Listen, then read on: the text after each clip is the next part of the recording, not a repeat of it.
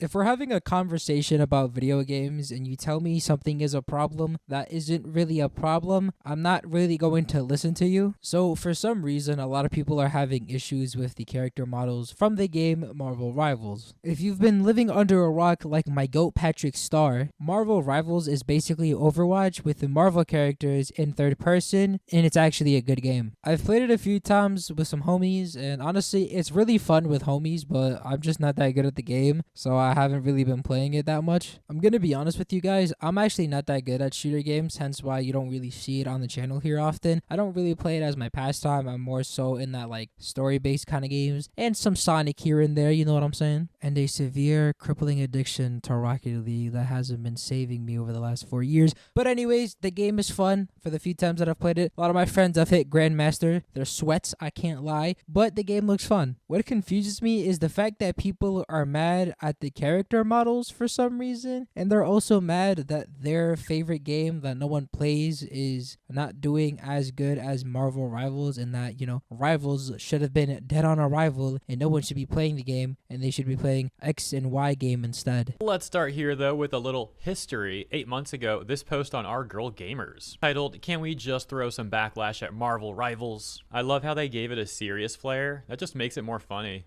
I've been on the fence so long with Overwatch for years. It has diverse male body types, and then female characters are copy-paste with a bare handful of diversity, and these diverse female characters are given such a little amount of attention in cosmetics that it's clear they don't care for them. Now I'm watching Marvel Rivals go down the same path. The female characters are all tall, slim, and busty, with a good deal of skin, while the male characters are fully covered, minus Hulk and the Fishman.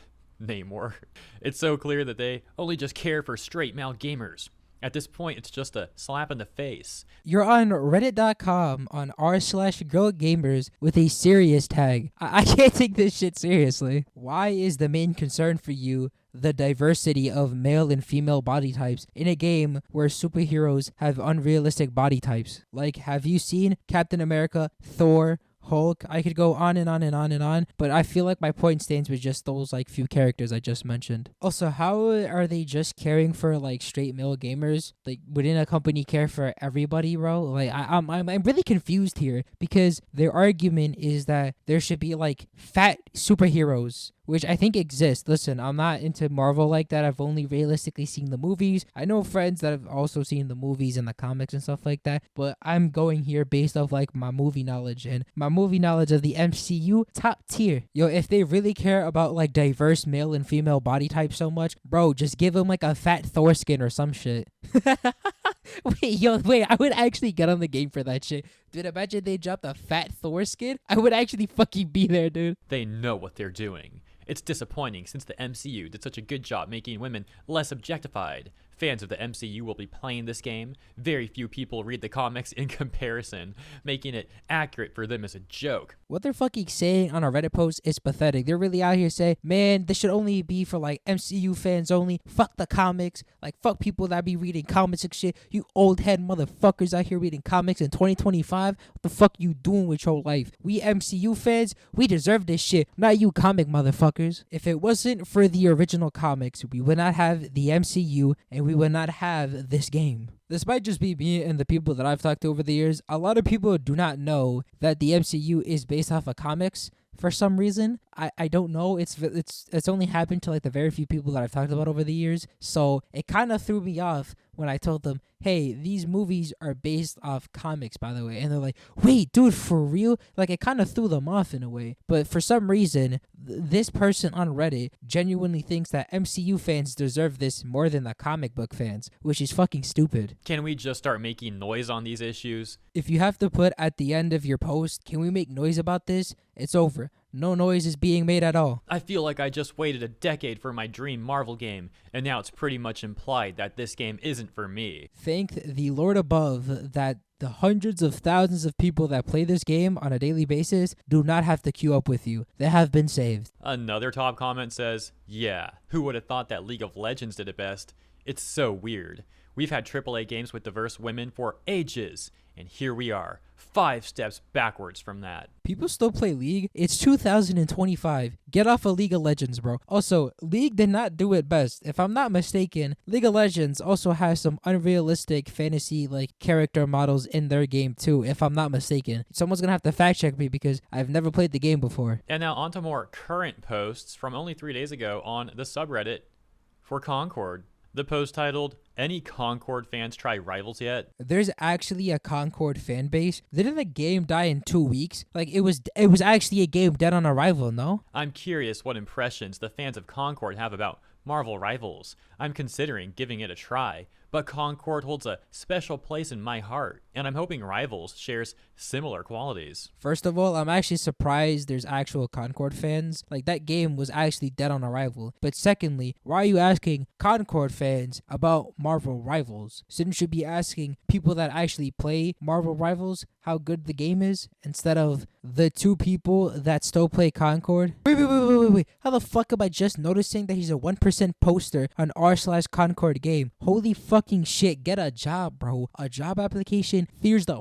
fuck out of you, dude. You put a job application through this motherfucker's desk, he's in a corner scared for his life. The top response reading, "It plays nothing like Concord. I personally don't like the movement or shooting at all, and don't get all the hype and praise it's getting. If you want similar gameplay to Concord, Destiny 2 is your best bet.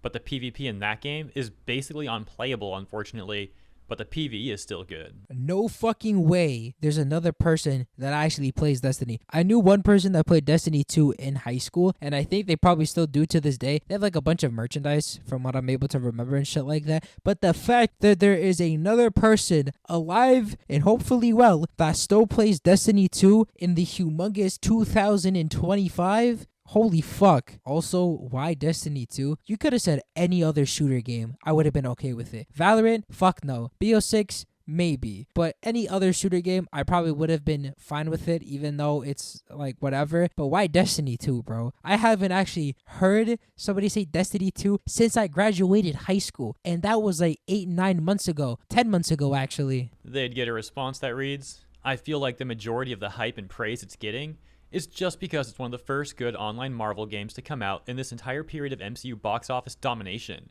which is waning.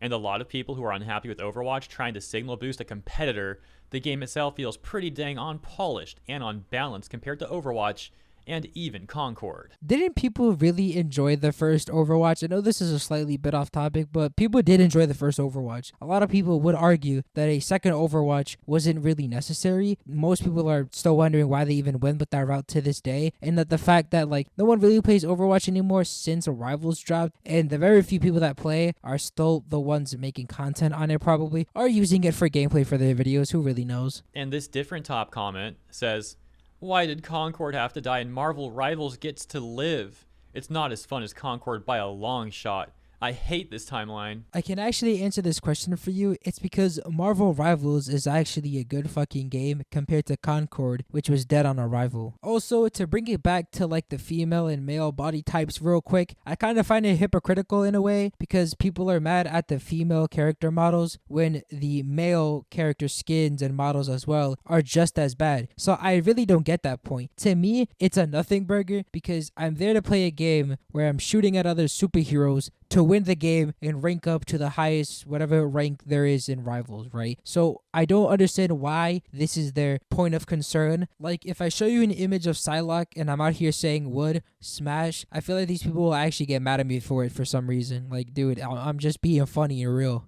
They'd get a response that says, "Well, charging $40 when literally every hero shooter is free was a very big misstep." A response to them reading, "Being free wouldn't save the game, buddy, and Marvel Rivals isn't having success because it's free." I'm sorry, what? It's actually such a stupid point to make. Holy shit. Since Rivals is free, it actually appeals to the mainstream audience because you don't have to pay money to actually play the game. The only thing you can pay for are skins and battle passes, which is an industry standard when it comes to shooter games. So yeah, it's actually thriving because it's free and it's actually a good game too, by the way. And that's where we get Des for afterwards saying, yeah, let's say it was free to play. Now tell me the difference, how much longer would it last? Even when the game had a free beta, it only hit 2K and kept dropping players. Basically kept the same issues from the beta, and then it died only a few weeks later. It doesn't make a single difference to paint a ship with other colors. If you don't fix the holes, it'll still sink. I mean, it was dead on arrival. No one really played the game because of the issues of the game, and the fact that there's even defenders and dick riders for this game is low-key kind of crazy to me. Listen, I'm not here to judge what games you're playing and what games you have fun and stuff like that, but you cannot be delusional and not deny the fact that Concord failed and was actually dead on arrival. Like, yeah, you might have had fun with the game, whatever, cool, do your own thing, but you do have to admit the game had its issues and it was just basically dead once it dropped. Honestly, that is all I have for you for this video. If you are new to the channel, please consider subscribing. We are on the road to 1K, so if you'd like to help me on that journey, please consider subscribing and liking the video if you did enjoy. Check out my other social medias, links down below as well if you want to see me on other different platforms. And yeah, that's really about it. Peace.